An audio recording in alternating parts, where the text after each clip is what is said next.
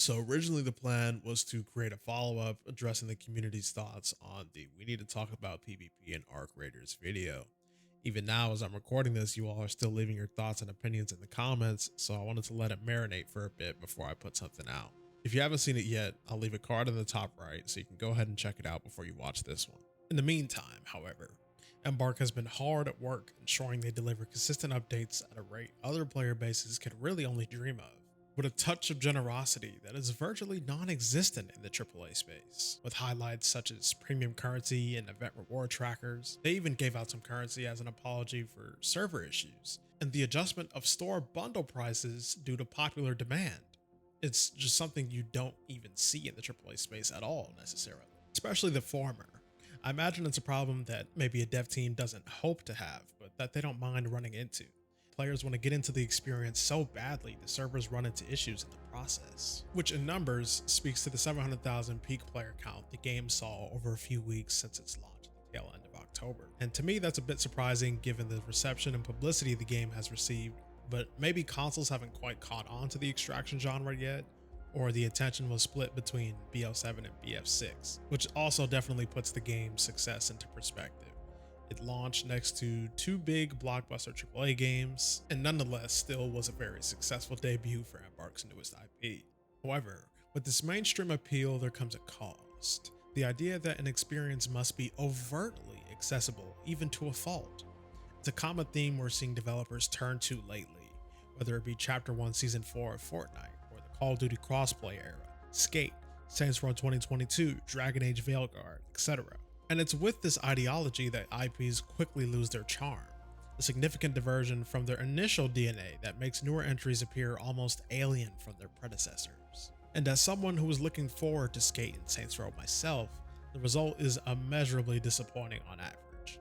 And at this point, you're probably asking, well, okay, how does this tie into Arc Raiders? Well, for some unforeseen reason, lately the dynamics of conflict have been pretty controversial. There's a lot of people who have fully sold themselves on the idea that it is an exclusively PvE centered experience. This idea that it's essentially a looter shooter with robots in the background, and that addressing raiders in any combative capacity is a hollow secondary function or not even a thing at all. And on the contrary, the idea of raiders being cooperative is even insulting to some of the PvP players. It's one of the weirder mixed bags given how overwhelmingly positive the reception has been across the board. And for that reason, it makes me wonder how high of a priority this is for the developers. There's a moment in episode 2 of the evolution of Arc Raiders. It's a devlog docuseries covering the growth of the game behind the scenes. You should go watch it, I highly recommend that. Where Virgil Watkins, the design director on Arc Raiders, talks about the nature of the endgame and how after a certain point of progression, most players just seem to be turning towards one direction in PvP. And that this is a subject Embark is aware of. They're looking at different ways to expand the variance in the endgame so that PvP is not the only attraction players are looking forward to once they reach that point in the game, just one of many different aspects or activities that you can engage in. This is kind of in tandem to a similar thing that he said during TwitchCon. It was a bit vague about the possible addition of new game modes, and of course we're not entirely sure if new game modes means new expansions or just entirely different experiences, but essentially how, and I'm kind of paraphrasing here, it would be a shame if this world and lore that they built was restricted only to the current game mode that they have. This is an exciting thing to look forward to for the future of the project, but with the current game that we have, a lot of people are turning to PvP post level 75, maxed out skill tree, completing the project, and even some players are not that interested in completing their quests, which is a whole separate thing that's probably reserved for a different video in terms of reworking quest skill trees and all that. But ultimately, with what we have right now, that's just the nature of the end game. And luckily for most, as this game has been popularly dubbed the working man's extraction shooter, there's more than enough content here to work through before you even remotely get tired of the game. And speaking to the end game, Trials and the Expedition project are two of those things right now. And with how many contributions the project needs, of course, like with valuables and food and materials and whatnot, you want as much good stuff as you can get. And my first video on this channel for Arc Raiders was covering this, about the security breach.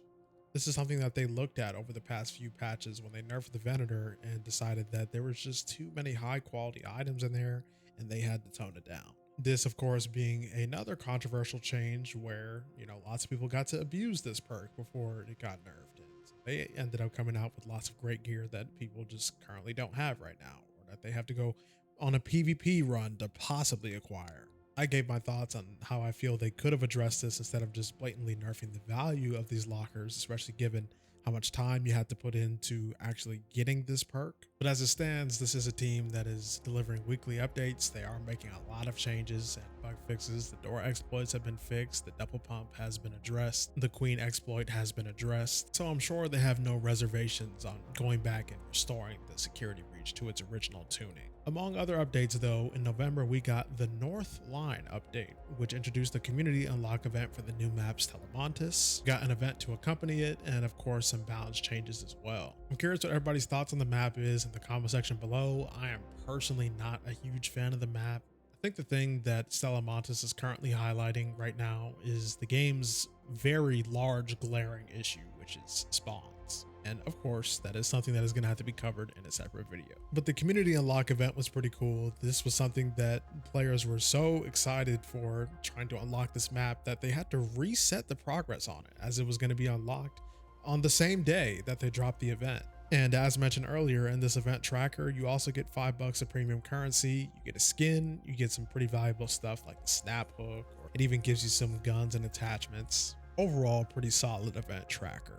And this month, we're also expecting an update. As we take a look at the roadmap here, we're going to be getting a map condition with snow, flickering flames event, the wipe window, new raider deck, and some new quests. And of course, as we mentioned earlier, the game did drop basically at the end of October, so this roadmap is just covering the last couple months of the year. And I'm sure they have a lot more in store for 2026. Of course, it has that and more next to the December. So really interested to see what the Embark team has in store for Arc Raiders in 2026. I'm sure that is going to be a whole lot of stuff to talk about. Hopefully some new arc, hopefully some new progression systems. I do think the skill tree probably just needs a rework, to be honest. Quests need to feel a bit more significant. There needs to be longer quest lines, things involving gameplay that aren't just, go here, turn this thing on, turn this thing off, collect this item, extract, etc. A bit more meaningful questing in terms of engaging gameplay, maybe even some co-op quests. I think